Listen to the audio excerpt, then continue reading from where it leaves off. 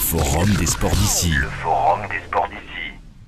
Bonjour et bienvenue sur d'ici TV, sur d'ici Radio pour cette nouvelle émission du Forum des sports d'ici. Alors ce midi on va parler JO de Sochi, mais ça sera tout à l'heure. Là on va parler de chien de traîneau avec vous, Olivier Pollia. Donc vous êtes président du club de chiens de traîneau du Champsaur et voilà, c'est la raison de votre présence. Vous êtes l'organisateur de la Valgaude. Oui, ce week-end, le 8 et 9, à la Chapelle en Valgaudemar. Alors voilà, la Valgaude, qu'est-ce que c'est pour les spectateurs et les auditeurs? Alors, pour les spectateurs, c'est voir des attelages de chiens de traîneau qui vont évoluer sur différents parcours selon les catégories dans lesquelles ils sont. Donc les parcours vont de 5 km 500 jusqu'à 17 km pour la partie sprint. Et ensuite, un parcours qui fait presque 40 km dans la partie mi-distance. Alors, c'est beaucoup d'organisations, on attend quand même 100 inscrits et ça représente près d'1 millier de chiens de traîneau. À peu près, oui. À peu près. Oui, au niveau organisation, c'est quand même quelques mois de préparation pour les papiers, la partie paperasse, on va dire. Et après, sur le lieu même, où il faut qu'on organise tout ça, tout ce petit beau monde, avec les gens du village, les communes, la Comcom, un petit peu tout ça pour orienter tout le monde dans le même sens. Alors il y a une épreuve qui compte pour les championnats de France, c'est la mi-distance. La mi-distance, voilà, la mi-distance qui fait à peu près 20-40. Ouais, alors la mi-distance dans les règlements, c'est entre 20 et 40 km. Donc là, on va avoisiner les 35-36 km. Et donc, c'est une épreuve championnat de France. On a quand même cette année l'avantage d'avoir des gens qui étaient sur la Grande Odyssée. Donc la Grande Odyssée, il y a 4 personnes qui ont fait la Grande Odyssée et le trophée UNES qui était par la même occasion en parallèle, qui viennent chez nous à la Valgaude.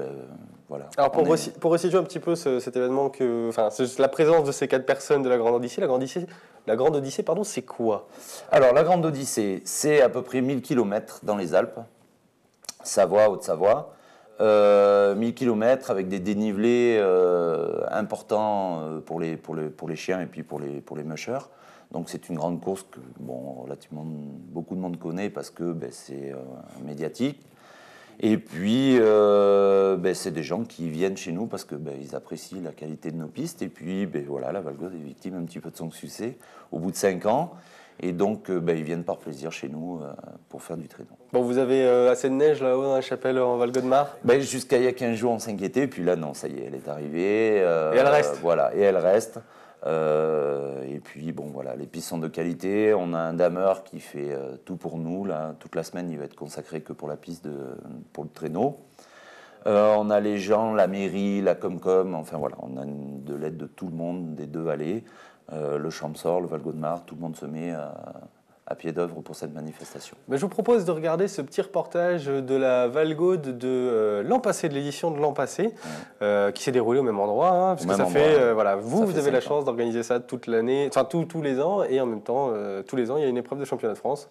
Donc on va regarder ce petit reportage de d'ici TV.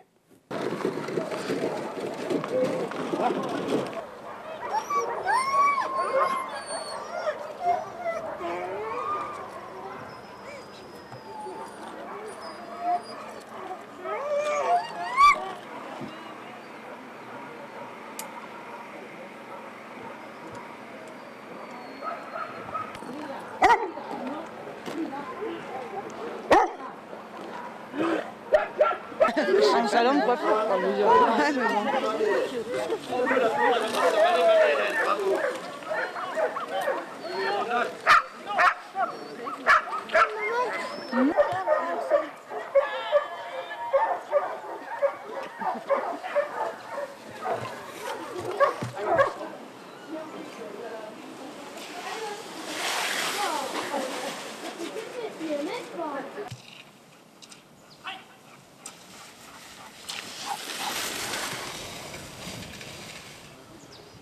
Regardez les chiens comme ils aiment courir, c'est un braque pur pour Jean-Loup Galési, notre champion de France.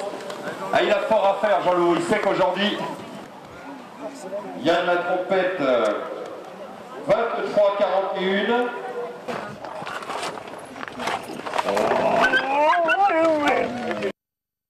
Alors voilà, on a vu les images de l'édition de l'an passé. On a vu aussi des skieurs qui pratiquaient du ski joring. Donc c'est un chien qui tire un skieur. Donc vous proposez ça aussi cette année encore?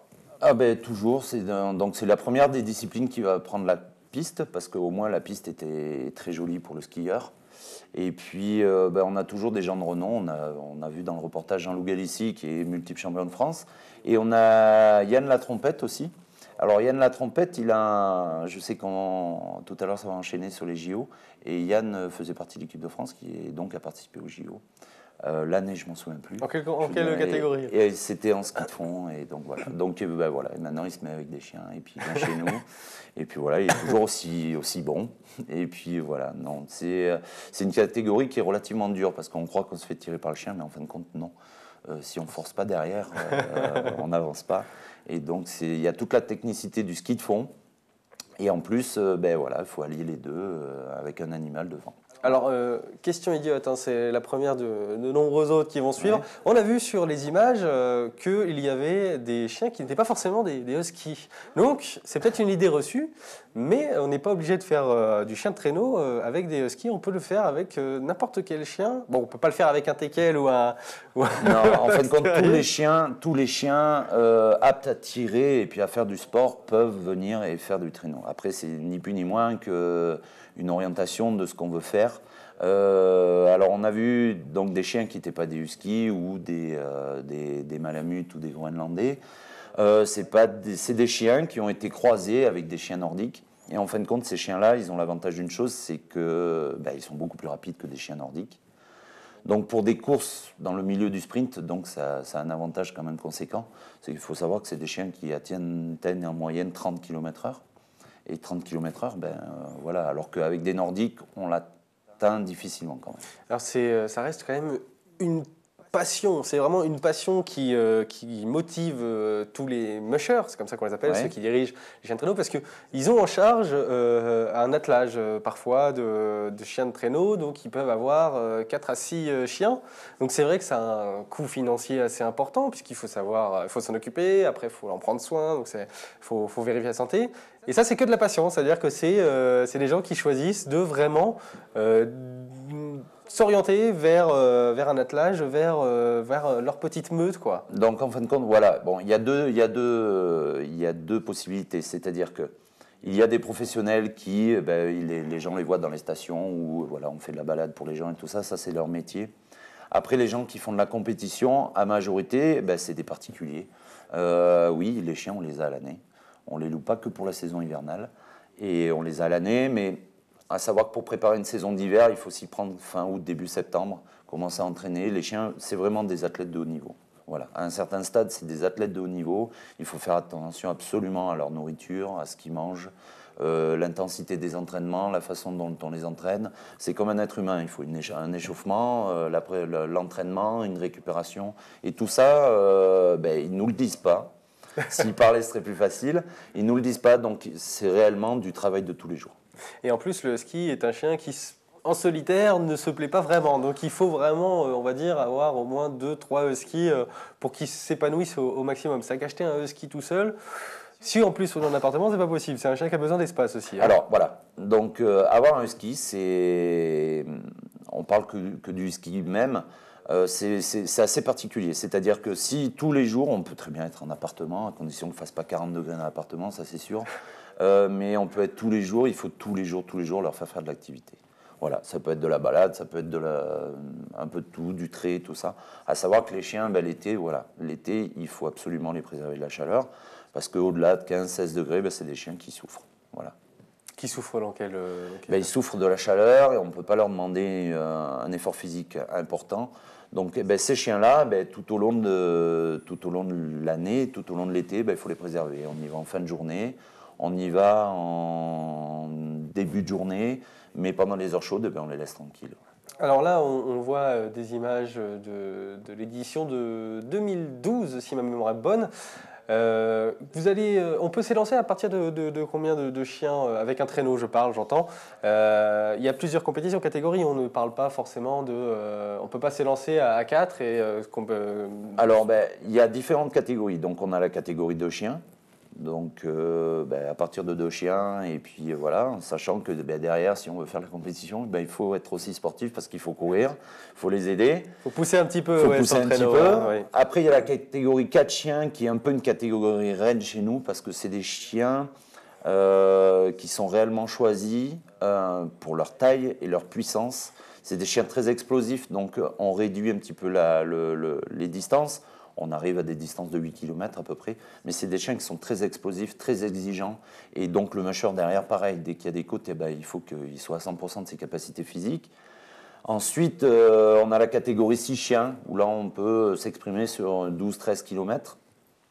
Donc là, on a un peu moins à pousser, on a beaucoup plus de puissance au niveau de l'attelage. C'est pas forcément moins rapide que le 4 chiens, mais bon, c'est quand même des belles pointes. Après, on a le 8 chiens. Alors là, le 8 chiens, c'est en diminuant le physique, on va augmenter la technique. Parce que lorsque vous avez le traîneau qui arrive avec 8 chiens devant et puis lancé à 30-35 km/h, vous ne l'arrêtez pas sur 10 mètres.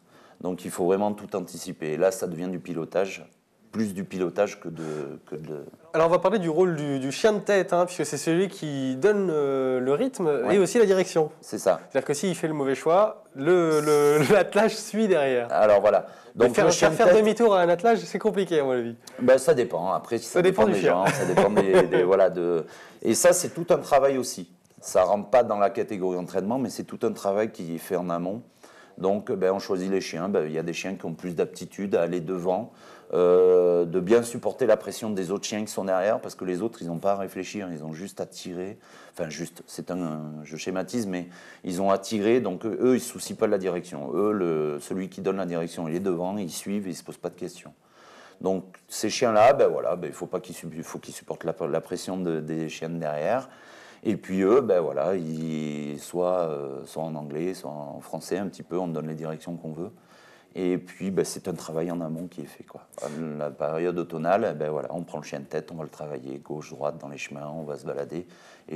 Avec un traîneau sur roue. Voilà. Traîneau sur roue, pas forcément, vélo, ou même en laisse. On essaie de le travailler au jour le jour. Il y a du vélo, il y a du kart, on appelle ça du kart. C'est ça, le kart. Voilà. C'est ça, le traîneau sur roue. Donc voilà, donc en principe, il y a des courses qui se passent en automne et qui nous permettent aussi de parfaire la préparation des chiens, savoir où on en est. Un dernier mot sur vos projets pour 2015 dans le Champsaur Val-Godemar. Alors, les projets pour l'année prochaine, ce sera en fin de compte de faire une course sur une semaine, avec plusieurs étapes, 3 grandes courses en sprint, mais surtout faire des courses de longue distance. C'est-à-dire qu'au minimum par jour, on fasse 40 km.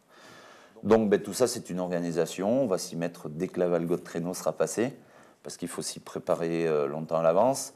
On va laisser passer les élections et puis après, on va pouvoir se mettre sur le rang de bataille pour aller travailler là-dessus, pour trouver les pistes, voir les partenaires locaux, ce qu'on peut faire et tout ça. Voilà. Eh bien, merci Olivier Polliat de nous avoir présenté un petit peu la Valgaude, donc qui aura lieu, on le répète, ce samedi et ce dimanche. Samedi, c'est l'après-midi que ça se passe. C'est ça. Et le dimanche, c'est pendant la matinée. À partir de quelle heure ? Le matin, les premiers départs vont être donnés à 9h le dimanche. Et à savoir que sur les 2 jours, il y aura des baptêmes de traîneau qui seront là pour le public. Eh bien, c'est parfait. Ça se passe donc à la chapelle en Val-Godemar. Voilà. On va faire une courte pause et après on se retrouvera pour parler des JO de Sochi. Vous restez avec nous, Olivier. On va en parler, on va passer un petit peu l'actualité des engagés, des 4 hauts alpins engagés sur les JO de Sochi. Ça sera juste après ça sur DC TV. Le Forum des sports d'ici.